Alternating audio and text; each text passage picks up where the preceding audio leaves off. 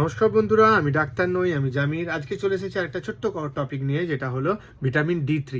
তো vitamin D3 কি সবাই ইউজ করতে পারে বা সবারই ইউজ করা কি দরকার? হ্যাঁ, আজকাল যা জেনারেশন অ্যাকর্ডিং টু 2025, তো ভিটামিন ডি3 সবারই ইউজ করা দরকার। কারণ ভিটামিন ডি3 যে সোর্স বা রোদ থেকে যেটা আমরা পাই বা খাবার থেকে যেটা আমরা পাই, সবার শরীরে পর্যাপ্ত থাকে না। তো অ্যাজ ইউজুয়াল আমি আমার স্টুডেন্ট যারা আছে, আমার জিমের স্টুডেন্ট, তাদেরকে বলি যে উইকলি যে 8 ডেজ, তাতে রোজ একটা করে 60 আইকিউ নিতে, তারপরে কিছুদিন গ্যাপ দিয়ে আবার একটা নিতে।